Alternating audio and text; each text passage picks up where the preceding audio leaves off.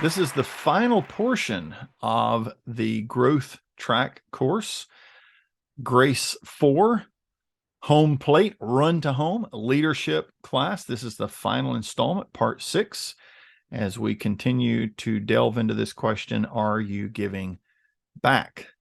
God has done so much for us. We owe him a great debt of gratitude and service. The key question for this particular portion of the class is this. If we believe that great leaders are great strictly because of God's blessings on them, then here's a question. Why couldn't God use you to change the world? Why couldn't he use me? He used Moses to change the world. Moses was just one man. Think of how he used Gideon. Think of how he used Paul. Think of how he used Peter, who was just a fisherman. There are many examples. Think of how he used Mary, just an obscure teenage girl. So God can use you to change the world. Part 6, we're talking about leading ministries and movements. William Carey, the great missionary, said, expect great things from God, attempt great things for God. And we know that it is God who works in us, in you, in me, both to will and to do of his good pleasure. So he gets all the credit. I understand that. But he has called us to be faithful in service. This is what is required of stewards, that we be found faithful. And a steward is just someone who is given certain responsibility to lead, to control in a certain area. And I believe that God has called all of his children to be leaders.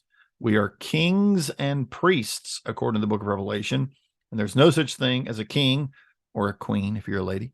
There's no such thing as a monarch who is not a leader. Now, there's some terrible leaders who are monarchs or have been.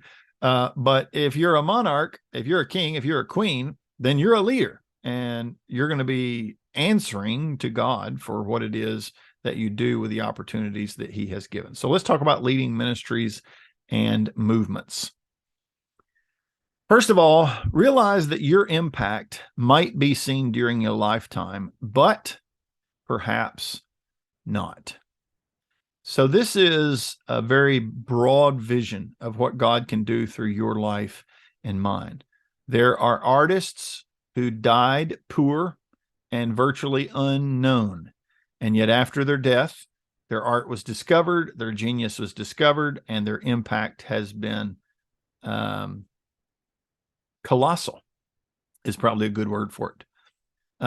That's true not only in the field of art, but in other areas as well. There are people who have invented amazing things, life-changing inventions, and yet in their lifetime, they really didn't see the result. They didn't see the benefit.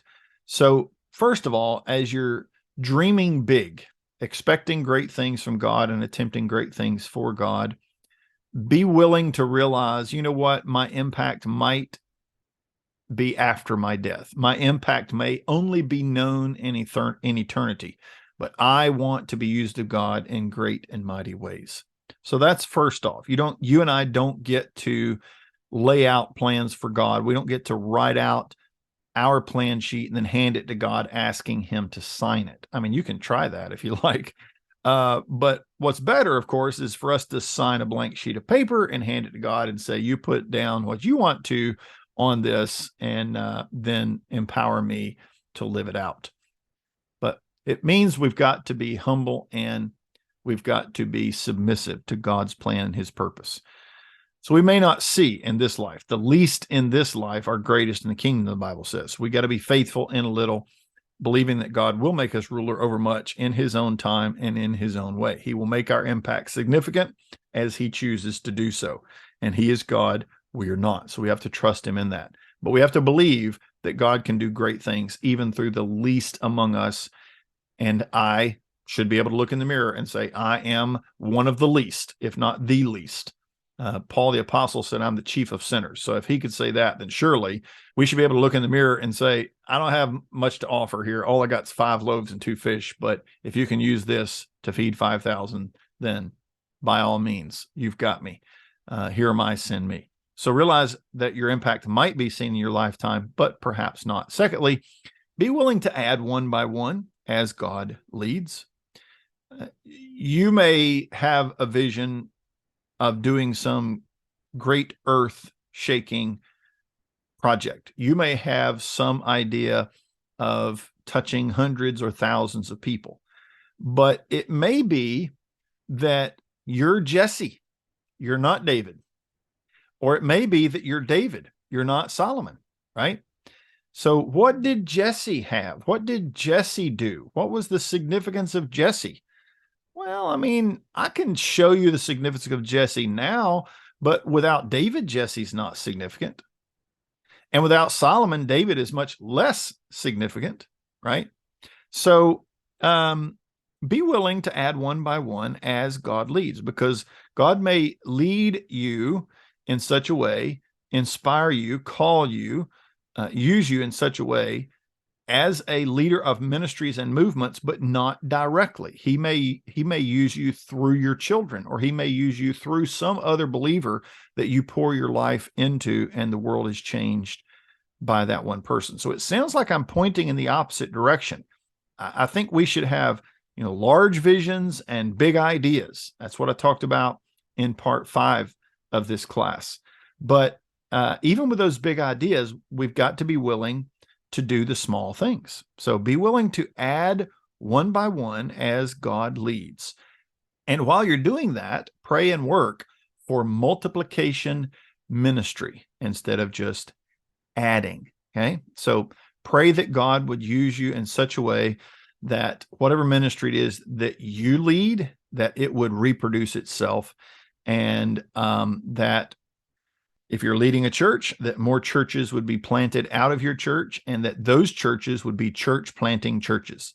And if I could confuse you even further, that those churches would be planting churches that would be church planting churches. So pray and work for multiplication ministry instead of just adding. Sometimes when we just focus on adding, the truth is we're just padding our own life and our own safety, and we're not really considering the ultimate mission.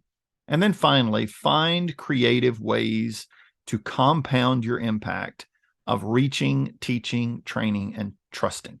That's actually why we are putting this, that's why I'm putting this course on YouTube, because there are people that need to learn these things, that need to go through this course, but for whatever reason, they're not going to come out and sit in a classroom with me face to face and let me go through this material.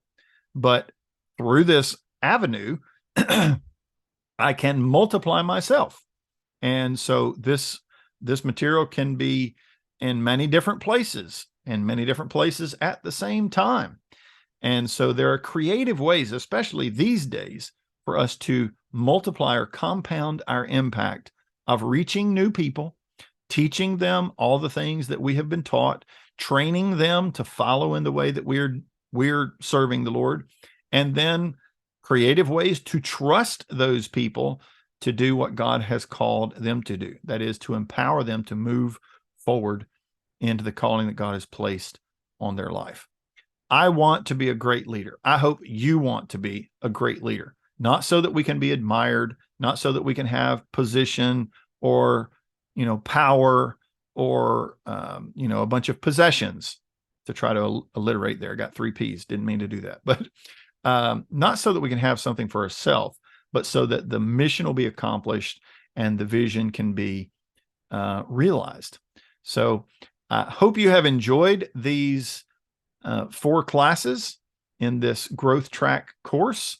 I want to challenge you within the next couple of years, run these bases again and bring somebody along with you. So help others to run these bases as well. And if you do have input, things that we need to add, change, correct, take away from this course, then let me know. And we'll certainly do our best to improve the course as time goes on. God bless you. I'm praying for your success and that God would multiply your impact greatly.